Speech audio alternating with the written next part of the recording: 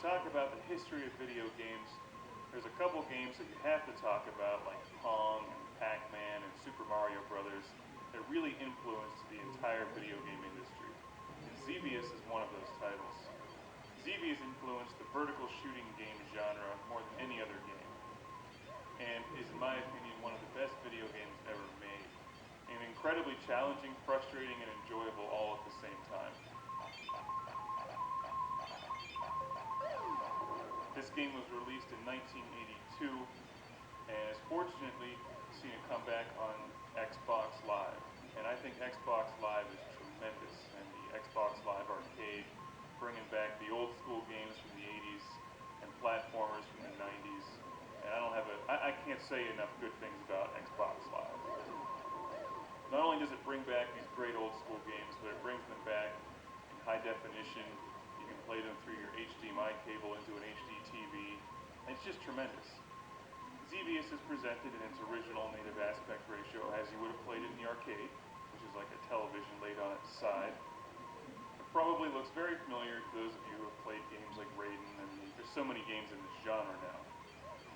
As a general rule, I think they're more popular in Japan than they are over here in the States. And I think that's unfortunate, because I personally like this genre a great deal. It's challenging, it's fun. As you know on this show, I love being the lone, daring starfighter against countless enemies, impossible odds, on a questionable, vague mission that usually doesn't matter anyway. Because what's the point of this game is to get through it, to have fun, to rack up points, and to shoot things and watch them blow up. Xevious came out in the arcade in 1982 and has since been seen on game systems like the Atari 7800 and the NES. And in fact, the original Classic Game Room series, we reviewed the Atari 7800 version and a version for the PlayStation, which they remade. As you can see from the screen, you have two different weapon options. And that's one of the things that makes Xevious unique. But for starters here, you have your lasers, your twin cannons, I think they're lasers, maybe they call them something else, and your bombs. So you have to shoot your enemies in the air, and also bomb the enemies on the ground. And they're all shooting at you from different directions, and it's very challenging.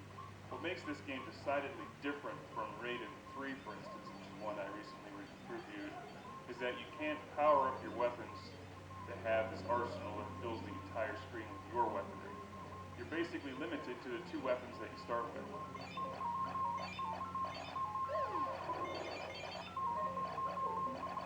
So instead of getting that massive, huge shotgun burst of red bullets that most vertical games have, or a special weapon that you can blow up and then eliminate all enemy fire when it's about to kill you, you really have to rely on some serious skill in dodging the enemy fire. Now, I generally forget the story of Xevious. You can find it online, I'm sure. But you do encounter a couple bosses as you continue on in the game. And wave after wave of enemy. The variety of enemies changes on you. And my favorite part of this game, something I've loved since I was a kid and played this on my Atari 7800, is those spinning metal plates that come at you. At the time, those were just amazing. That kind of graphics in a video game was just unbelievable.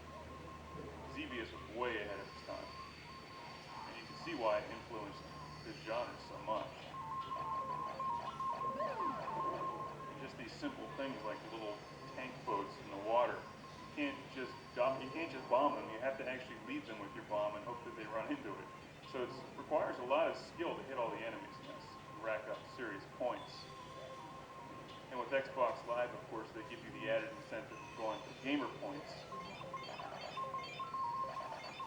which are addictive and a lot of fun to collect for no apparent reason. But the other great thing about Xbox Live, of course, is you can see how your score ranks up against everybody else and friends of yours. What's really incredible about Xevious is that this game came out in '82, and it really doesn't look any different than newer games today.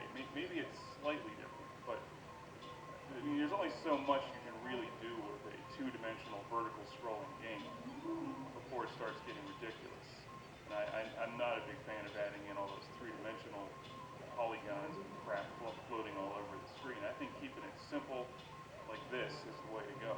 And that's why I like Xevious so much in games like Raiden 3. Now, I'm generally not a huge fan of using the Xbox 360 controller on this game. It's definitely challenging. I prefer the arcade-style joystick and buttons, but you know, what are you going to do when you don't have a stand-up Xevious arcade machine in your basement? Xbox Live is about the best thing you can have. So it does require some skill to hammer away at the button, and also remember to bomb your enemies at a precise time. This is not a game where you can just hold down the fire button. It does give you an option to do a manual shot where you just fire at the rate that I'm firing at now, and also I use my other trigger to hold down the auto fire. So if a wave of enemies comes at me, I hold down that trigger and it lets off a machine gun burst of shots. But you cannot just hold down a consistent auto fire for the entire game. And for whatever reason, the music, although it just repeats itself over and over again, it never gets old. And maybe that's just because Xevious is that awesome. Here are the metal plates. Like, just look at those. 20 years ago, that was incredible. They're tough too. You have to dodge those things. You can't blow them up, so you have to dodge them. And then the enemy fire is coming at you, and then you get caught in between the enemy fire and the spinning metal plates, and it kills you. I love to see the resurgence in arcade titles on Xbox Live. And they don't cost much on Xbox Live. A game like this is only about $5, and it really has infinite replay value. Even if you went out to find this for your Atari 7800 or NES, it would still cost you at least $5 or $6 when you add in the shipping cost. Because you'd probably end up finding it on eBay, for instance. But with the Xbox Live, you just download it, and it's no problem. Now, I'm by no means the greatest Xevious player in the world. In fact, I'd like to get a lot better at this game because it really is one of my favorite games and always has been. Just need to find the time to sit down and get back into it. One of my favorite game systems is the Atari 7800, and that's one that I grew up with and had when I was a kid. And Xevious was up there with Robotron 2084 as my favorite game on the Atari 7800. I played it for hours and hours and hours and hours. And I'm glad to see that there's still a lot of interest in Xevious today. If you like this genre, you've never played Xevious before, you owe it to yourself to pick this game up on Xbox Live or the 7800 or the NES, and you've got to play Xevious. If you're really hardcore, you can go out and buy a real stand-up coin-op Xevious machine like they would have had it in the arcades in the 80s, and you can put that in your living room, in your house.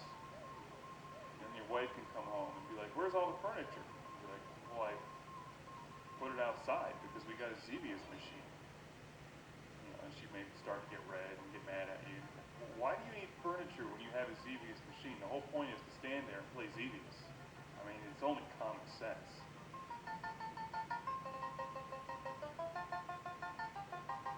It's like replacing your dining room table with the cocktail version of Ms. Pac-Man.